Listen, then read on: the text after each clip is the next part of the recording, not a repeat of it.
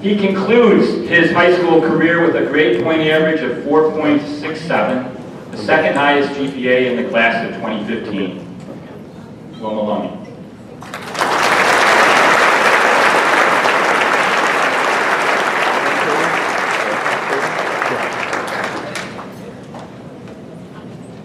Thank you, Mr. Haggerty. Good evening. It is my great pleasure to stand here before you tonight as a representative of the class of 2015. We've been together, my class, for 4 years now. It's a long time, 4 years. It's 48 months, it's almost 1,500 days. It's 35,000 hours, 1.2 million minutes, or 126 million seconds. It's all those calculations I've looked up while writing this speech. I'm going to a liberal arts college after all. I'm not going to be doing a lot of calculating. I will be doing a lot of writing, however, which is why this speech is going to be so good. One of the great things about the high school experience is that as a class, we have a bank of experiences that we have shared. One of the most obvious examples is Father Marlon. He's a character, we'll say.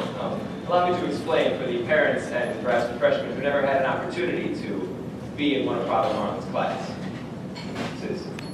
You see, this Carmelite priest, originally from the Philippines, traveled to Canada, where he lived for years, and then coming finally to Chicago, before he left to teach at another Carmelite school in California, apparently on a quest to circumnavigate the globe. He made an impression on his students.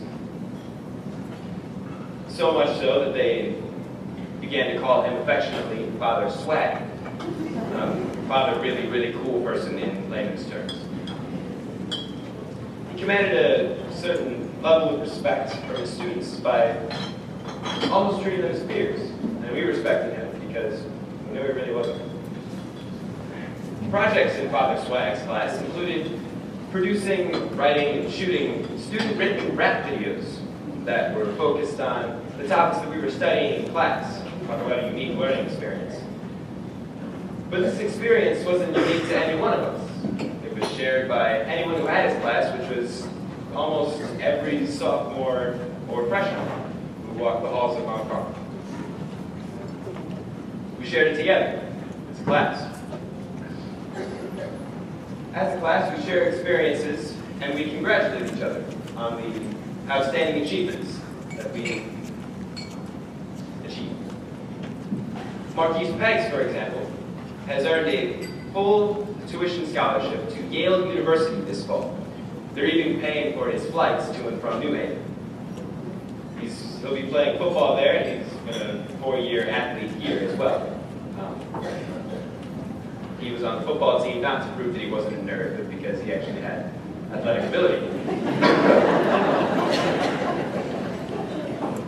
Richard Eller, kind of at the other end of that spectrum, is one of the most talented artists that I've ever seen. He is the most talented artist that I've ever seen.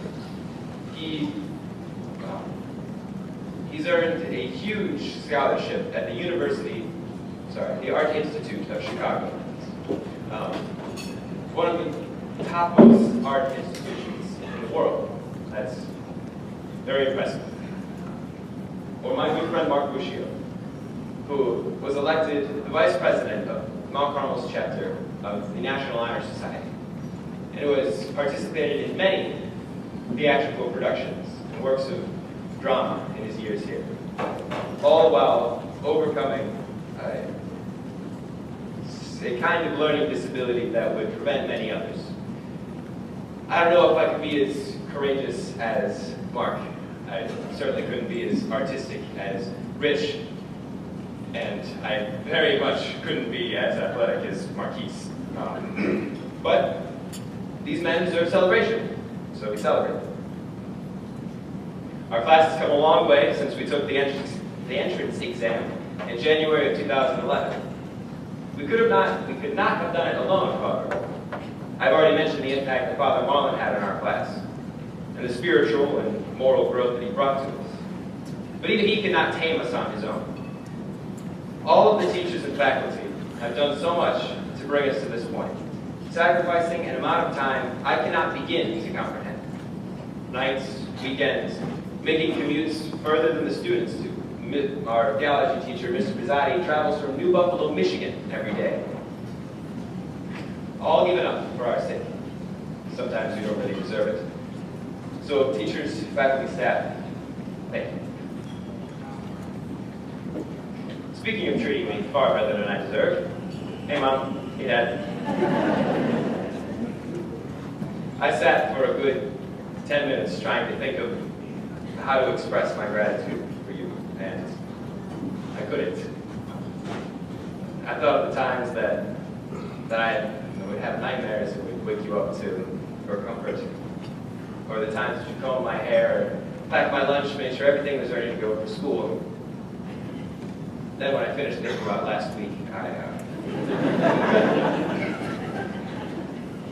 in times of trouble and in times of triumph, you've been there. Always ready to congratulate me or encourage me or just stay on the football team for a couple more weeks, son.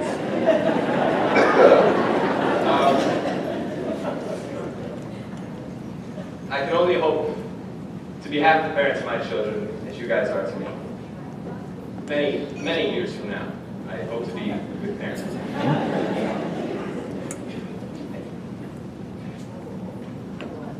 In first grade, I was the undisputed smartest kid in the class. After all, I knew what negative numbers were. Then in the fall of my second grade year, a new kid transferred in. Competition. My friend Jacob told me that this new kid was smarter than I was. I couldn't believe it. Who could possibly have gathered more information and experience than me in short 7 years of life? I had to find the cause of this. So we set up a competition. The very next day at 10:15 recess, Jacob brought a calculator. We sat on the stairs, and this new kid and I competed. I don't know why mathematics was our only subject, but that was the only thing that was competitive, I suppose. The rules were simple. Jacob held his calculator and worked out the equations that he was asking us about. 2 plus 2, 3 plus 5. We were neck and neck.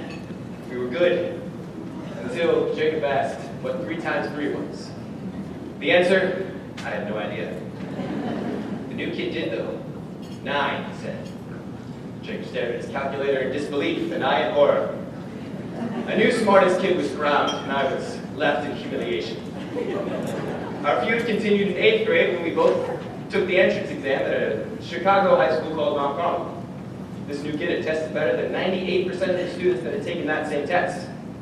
I took that same test and tested better than 99% of the students. 1 to 1.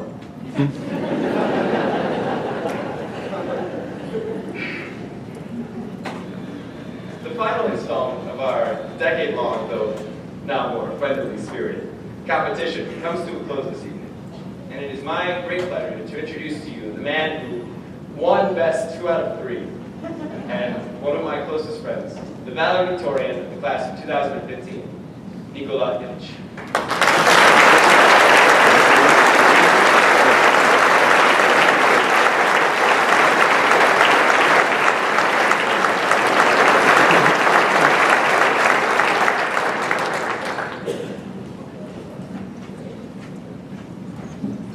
How do I top that?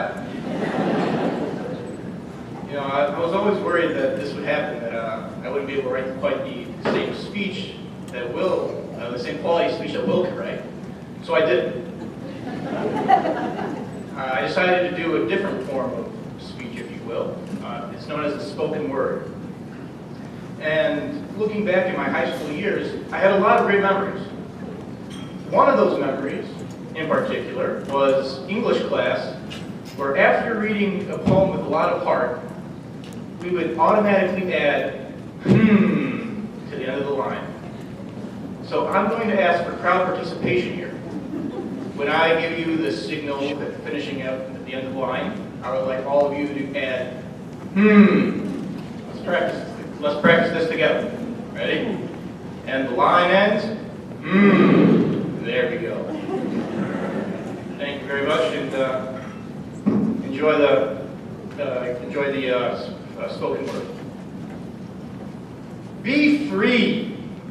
I imagine my time up here to be much different. I imagine the great lights, the fog, the intimate atmosphere. I imagined all of you up here.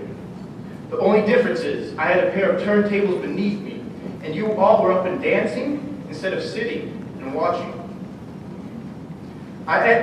Thank you. Well, this is not just for me. You all can join in at the end of the line.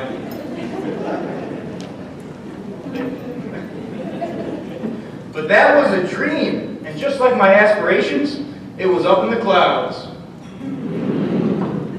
I, however, stay firmly rooted in the soft ground beneath me where I stand.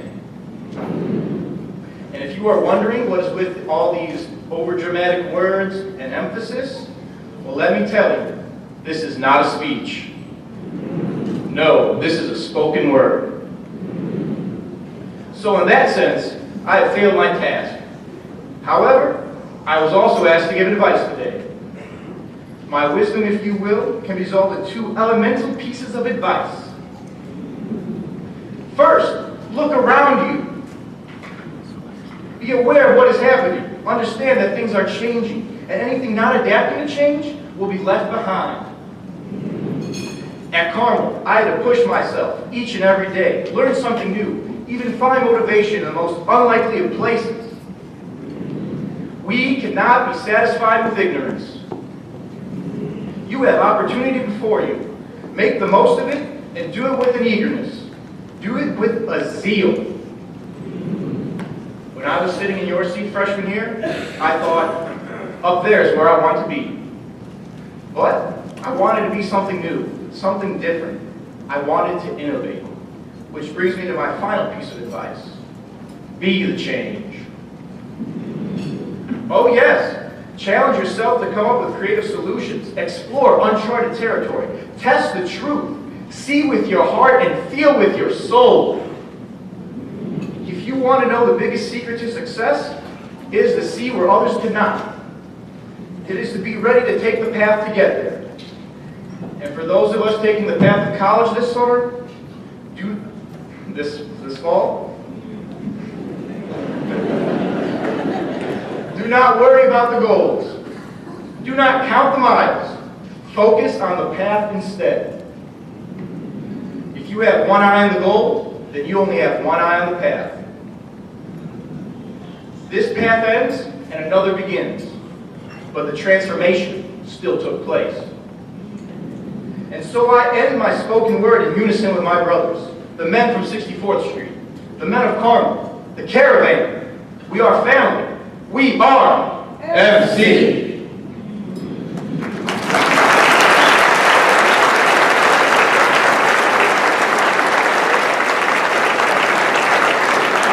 I'd really like to thank you all for doing that. That meant a lot to me. There were some mess ups in there, but we made the most of it, didn't we? This is live. This isn't pre-recorded. One final piece of advice, though, that I would like to offer. Gentlemen, do not waste your time here. Make the most of it. Get involved. Make friends and memories. And remember those who helped you to get to the place you are today. I know that I could not have made it here without the help of my mother. Calling my name 10 times to get out of the bed, my friend. She is a rock for both my brother and me, and not even the strongest of waves can overcome her. My grandparents, all four sacrificed some way or another, so my brother and I could attend here. Whether it was Babavilka, Viloslavko, financially supporting our education, even when we needed it most, and giving us the gift that they never had, allowing us to continue to keep learning, and keeping us up to par on our creation. What about Steve? While we're at it. Creation. Or whether it was having a hot meal ready every single day when you came home from school by Bubba Zoki. Don't cry. Usually followed by a 20-minute back massage. I'm a bit spoiled. Or whether it was Dito Drago helping me fix the toilet seat, the doorknob, the garage door, or the towel hanger before Mom got home and even knew it was broken. and even on occasion his hilarious Facebook posts. And I quote, "Better to be hunting up in a tree thinking about God than in church thinking about hunting." Words of wisdom. And Cindy and Uncle Dennis, we always have the best holiday conversations, and it always ends in solicitations to work for AT&T. Thank you for your continued support and laughs, Tabor Hill. And how could I forget the famed Uncle Bobby? He has been my role model since my confirmation, and has been a real father figure to me, even when my own father was unable to. He picked up that cross, and I have to say thank you for that. And lastly, to my father who could not be here, I wanted to say thank you, and hopefully we'll spend some time together soon. I'm sorry people forgot, but I did. So don't spread me. Thank you, and God bless, and thank you to all the teachers, staff, and all of you, the students and parents, who have made this journey possible. Thank you very much.